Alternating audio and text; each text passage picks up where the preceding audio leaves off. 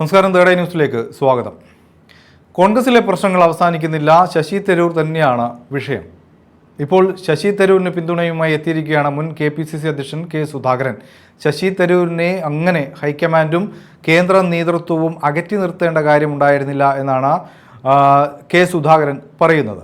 നേരത്തെ നമുക്കറിയാം, ശശി തരൂരിനെ ഈ ലിസ്റ്റിൽ, അതായത് വിദേശ രാജ്യങ്ങളിൽ പോയി എന്താണ് നമ്മുടെ നാട്ടിൽ പാകിസ്ഥാൻ ചെയ്തു കൂട്ടിയ തോന്നിയാസങ്ങൾ എന്ന് പറയാൻ വിട്ട സംഘത്തിൻ്റെ തലവനാക്കിയത് കേന്ദ്ര സർക്കാരാണ്. കോൺഗ്രസ് നൽകിയ ലിസ്റ്റിൽ ശശി തരൂരിൻ്റെ പേരുണ്ടായിരുന്നില്ല. പിന്നീട് സമ്മർദ്ദങ്ങൾക്ക് വഴങ്ങി അദ്ദേഹത്തിൻ്റെ പേര് ഉൾപ്പെടുത്തേണ്ട ഗതികേടിലേക്ക് നമ്മുടെ കോൺഗ്രസ് നേതൃത്വം, ഹൈക്കമാൻഡ് എത്തുകയാണ് ഉണ്ടായത്. ഇപ്പോഴിതാ KPCC പ്രസിഡന്റായിരുന്ന കെ സുധാകരൻ ശശി തരൂരിന് പിന്തുണയുമായി എത്തുകയാണ്.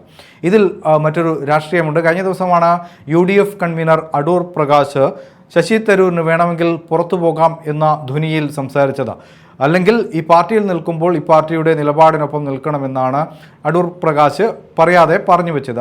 അതോടൊപ്പം PJ കുര്യനും പാർട്ടിക്കൊപ്പം അല്ലെങ്കിൽ പാർട്ടിയോടൊപ്പമാണ് ശശി തരൂർ നിൽക്കേണ്ടത് എന്ന് പറയുകയും ചെയ്തു. മാത്രമല്ല, കോൺഗ്രസ് ആണ് MP ആക്കിയത്, കോൺഗ്രസ് ആണ് ടിക്കറ്റ് നൽകിയത്, അതുകൊണ്ട് മാത്രമാണ് ശശി തരൂർ MP ആയത് എന്നതൊക്കെ പറഞ്ഞുകൊണ്ട് ശശി തരൂരിനെ ക്രൂശിക്കുകയാണ് ഇത്തരത്തിൽ അടൂർ പ്രകാശിനെയും PJ കുര്യനെ പോലെയുള്ള നേതാക്കൾ. ആ ഒരു സന്ദർഭത്തിലാണ് KPCC പ്രസിഡന്റായിരുന്ന കെ സുധാകരൻ്റെ പിന്തുണ ശശി തരൂരിന് ലഭിക്കുന്നത്. ഇനി എന്ത് സംഭവിക്കും കോൺഗ്രസിൽ എന്നതാണ് എല്ലാവരും ശ്രദ്ധയോടെ കാണേണ്ടത്, അല്ലെങ്കിൽ കണ്ടുകൊണ്ടിരിക്കുന്നത്.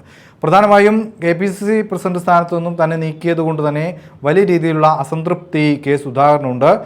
അതോടൊപ്പം ശശി തരൂരും കെ സുധാകരനൊക്കെ ചേരുമ്പോൾ കോൺഗ്രസിൽ പുതിയൊരു സമവാക്യങ്ങൾ, പുതിയൊരു ഗ്രൂപ്പ് രൂപപ്പെടുകയാണോ എന്നാണ് പലരും ചിന്തിക്കുന്നത്. എന്തായാലും വരുന്ന ദിവസങ്ങളിൽ തെരഞ്ഞെടുപ്പ് അടുക്കുംതോറും കോൺഗ്രസിൽ പുതിയ പുതിയ സംഭവ വികാസങ്ങൾ ഉണ്ടാകും. സീറ്റ് ധാരണ, സീറ്റ് ചർച്ചകളൊക്കെ വരുമ്പോൾ ഇതിലും വലിയ പൊട്ടിത്തെറികൾ നമുക്ക് പ്രതീക്ഷിക്കാം.